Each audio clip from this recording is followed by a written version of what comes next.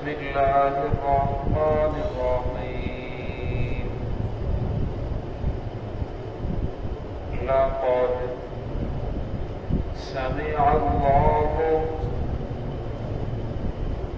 قول الذين قالوا إن الله فقير ونحن أغنياء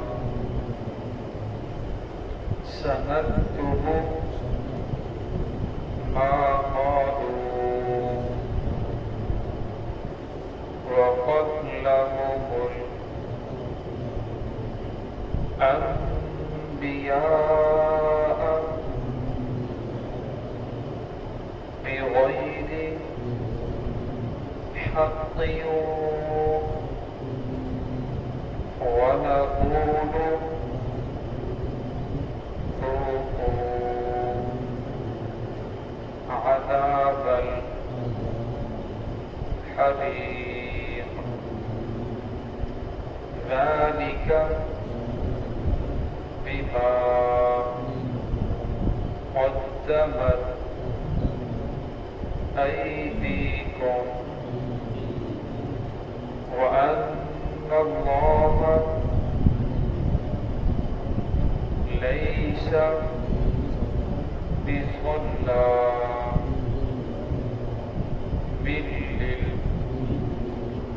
للعبيد. بسم الله الرحمن الرحيم. لقد سمع الله قول الذين قالوا إن الله فقير ونحن أغنياء سنكتب ما قالوا وقتلهم الأنبياء بغير حق ونقول ذوقوا عذاب الحريق ذلك بما قدمت أيديكم وأن الله ليس بظلام للعبيد. لقد سمع الله قول الذين قالوا البتہ تحقیق اللہ رب العزت نے سن لی ان لوگوں کی بات جنہوں نے کہا ان اللہ فقیر، بے شک اللہ رب العزت فقیر ہے، ونحن اغنیاء اور ہم مالدار ہیں، سنکتب ما قالوا ہم لکھیں گے اس بات کو جو انہوں نے کہی، وقتلهم الانبیاء اور انہوں نے تو انبیاء کو بھی قتل کیا ہے، بغیر حق نہ حق، ونقول ذوقوا عذاب الحریق ہم کہیں گے چکھو جلانے والی آگ کے عذاب کو، ذالک بما قدمت ایدیکم سبب اس کے کہ جو تمہارے ہاتھوں نے آگے بھیجا، وان اللہ لیس بظلام للعبید بے شک اللہ رب العزت اپنے بندوں پر ظلم کرنے والے نہیں ہیں۔ گزشتہ آیت کے اندر اللہ رب العزت نے بخل کرنے والوں کی مذمت بیان فرمائی، اور اس آیت کے اندر اللہ رب العزت نے ان لوگوں کی جنہوں نے آپ صلی اللہ علیہ وسلم کی شان کے اندر اللہ رب العزت کی شان کے اندر گستاخی کی اس کو واضح فرمایا۔ اس آیت کا شان نزول یہ ہے، حضرت ابن عباس رضی اللہ عنہ سے روایت ہے کہ رسول اللہ صلی اللہ علیہ وسلم نے بنو قینقاع کی طرف ایک خط لکھا جس کے اندر انہیں اسلام کی دعوت دی، اور خط کے اندر یہ لکھا اتقوا اللہ، اللہ رب العزت سے ڈرو، اور پھر آگے فرمایا کہ محمد رسول اللہ صلی اللہ علیہ وسلم پر ایمان لے کر آؤ، حالانکہ تم جانتے ہو کہ میں آخری نبی اللہ کا نبی ہوں، تمہاری کتابوں کے اندر یہ بات موجود ہے، اقیموا الصلاۃ نماز قائم کرو، وآتوا الزکاۃ زکات ادا کرو، وأقرضوا اللہ قرضا حسنا اور اللہ رب العزت کو قرض حسنا دو۔ حضرت بکر صدیق رضی اللہ تعالیٰ عنہ جس وقت یہ خط لے کر پیغام لے کر ان کے پاس پہنچے تو یہود کا جو بڑا عالم تھا جس کا نام تھا فخار بن عذورہ، وہ بیت السلام کے اندر لوگوں کو تعلیم دے رہا تھا۔ حضرت بکر صدیق رضی اللہ عنہ جو اس کے پاس پہنچے اس نے خط پڑھا اور خط پڑھ کر کہنے لگا اچھا اس سے بھی پتہ چلتا ہے کہ تمہارا خدا فقیر ہے اور ہم مالدار ہیں، لہذا خدا فقیر ہے اس لیے تو قرض مانگ رہا ہے۔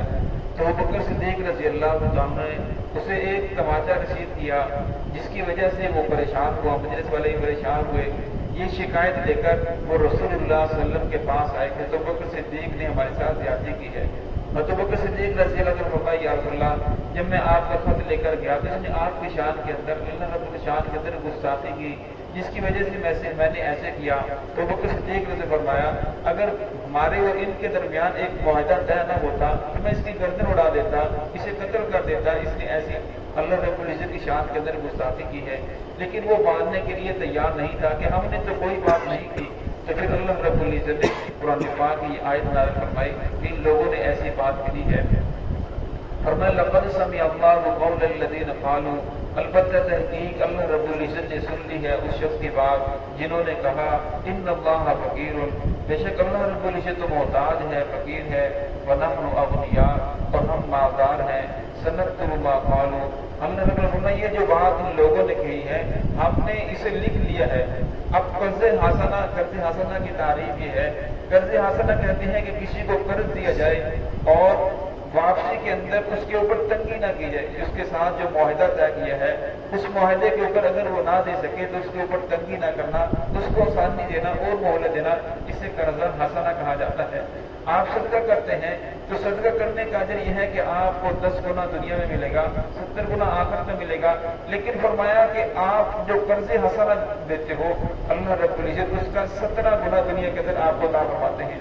اب دیکھا جائے تو بظاہر یہ بات سمجھ کے اندر نہیں آتی، آپ صدقہ دیتے ہو صدقہ چلا گیا واپس آپ کو نہیں ملے گا، لیکن قرض حسنہ دیتے ہو تو وہ آپ کو واپس ملنا ہے، لیکن صدقے کا ثواب کم ہے، قرض حسنہ کا ثواب زیادہ ہے۔ تو اس کے بارے میں علماء کرام نے لکھا ہے آپ صدقہ دیتے ہو اپنے فائدے کے لیے، یعنی میری فلاں پریشانی دور ہو جائے، آنے والی مصیبت پریشانی ٹل جائے، یہ جو بیماری ہے یہ دور ہو جائے، اپنے فائدے کے لیے صدقہ دیتے ہو۔ اور فرمایا اس لیے جو آپ قرض دیتے ہو قرض کے اندر آپ اپنا نہیں سوچتے بلکہ دوسرے کا فائدہ سوچ رہے ہوتے ہو کہ اس کی جو فلاں پریشانی ہے جس کی وجہ سے یہ مجھ سے قرض مانگ رہا ہے، جس کا یہ فلاں مسئلہ حل ہو جائے، آپ دوسرے کی خیر نہیں سوچ رہے ہوتے ہو۔ تو فرمایا اس لیے قرض حسنہ کے اندر اللہ رب العزت آپ کو 17 گنا اجر عطا فرمائیں گے۔ اور فرمایا اللہ رب العزت من ذا الذی یقرض اللہ قرضا حسنا، کہ جو اللہ کو قرض حسنہ دو، اس کا مطلب یہ ہے کہ آپ کسی کو قرض دیتے ہو وہ بدلے کے اندر آپ کو مل کر رہے گا۔ فرمایا کہ وہ تھوڑی دیر لیٹ مل جائے جو اس نے وعدہ کیا ہے اس پر نہ دے سکا تو تھوڑی دیر ٹھہر کے دے دے گا۔ فرمایا اسی طرح آپ جو اللہ رب العزت کے راستے کے اندر خرچ کرو گے اور غربا فقراء کے اپنے اوپر خرچ کرو گے، فرمایا اس کا اجر آپ کو مل کر رہے گا، وہ ایسے ہی ہے جیسے آپ نے اللہ کو قرض دے دیا، اللہ رب العزت آپ کا قرض ضرور واپس لوٹائیں گے۔ تو یہاں اللہ رب العزت فرمایا ان کا صرف ایک ہی گناہ نہیں ہے انہوں نے اللہ کو فقیر کہا، فرمایا بلکہ ان کے اور بھی گناہ ہیں وقتلهم الانبیاء، کہ انہوں نے تو انبیاء کو بھی قتل کیا ہے بغیر حق نحق، حالانکہ انبیاء کا کوئی قصور نہیں تھا۔ فرمایا کسی آدمی کو قتل کرنا جائز نہیں ہے سوائے 3 وجہ کے، جب 3 وجوہات میں سے کوئی ایک وجہ کسی انسان کے اندر پائی جائے تو پھر اس کا قتل کرنا جائز ہو جاتا ہے۔ اور وہ مسلمان ہے وہ مرتد ہو جائے، مسلمان ہونے کے بعد دوبارہ کفر اختیار کر لے تو اسے 3 دن کی مہلت دی جائے گی، اس کے سامنے اسلام کے احکامات حقانیت پیش کی جائے گی، اس کے شکوک و شبہات دور کرنے کی کوشش کی جائے گی۔ اگر وہ دوبارہ اسلام کے اندر داخل ہو جائے، توبہ کر لے تو فرمایا کہ اسے چھوڑ دیا جائے گا۔ اگر وہ توبہ نہیں کرتا، اسلام کے اندر دوبارہ داخل نہیں ہوتا، فرمایا 3 دن کے بعد اسے قتل کر دیا جائے گا۔ اسی طرح شادی شدہ مرد ہے یا عورت ہے وہ زنا کرے تو شریعت محمدیہ کے اندر فرمایا کہ اس کی سزا قتل ہی ہے، توبہ کے ساتھ اس کی معافی نہیں ہوگی بلکہ اس کی سزا قتل ہے، پتھر مار مار کر ان لوگوں کو سنسار کر دیا جائے گا۔ تو فرمایا تیسرا وہ ہے جو مسلمان کسی مسلمان کو ناحق قتل کرے، جس کو ناحق قتل کیا گیا فرمایا اس کے بدلے میں قصاص اس آدمی کو قتل کیا جائے گا۔ فرمایا انبیاء کرام تو ہر طرح سے پاک ہیں، اللہ رب العزت نے انبیاء کو محفوظ رکھا ہے، معصوم ہے، فرمایا ان سے تو ایسی غلطی سرزدی نہیں ہو سکتی۔ فرمایا پھر بھی ان لوگوں نے انبیاء کو قتل کیا۔ قتل کرنے کی وجہ یہ تھی کہ انبیاء کرام انہیں دین کی دعوت دیتے تھے، حق کی طرف بلاتے تھے، اور ان لوگوں کو حق کی بات اچھی نہیں لگتی تھی۔ جب حق کی بات اچھی نہیں لگی تو ان لوگوں نے انبیاء کو قتل کرنا شروع کر دیا۔ اللہ رب فرماتے ہیں وَنَقُولُ ذُوقُوا عَذَابَ الْحَرِيقِ، ہم انہیں کہیں گے، فرمایا دنیا کی زندگی ختم ہونے والی ہے، جب ہمارے پاس آئیں گے تو ہم انہیں کہیں گے ذوقوا عذاب الحریق، چکو آگ کے اندر جلانے والے کا عذاب، جلانے والی آگ کا عذاب چکو، ذالک بما قدمت ایدیکم، فرمایا یہ کیوں کیا جائے گا، انہیں جہنم کے اندر کیوں ڈالا جائے گا، آگ کے اندر کیوں ڈالا جائے گا،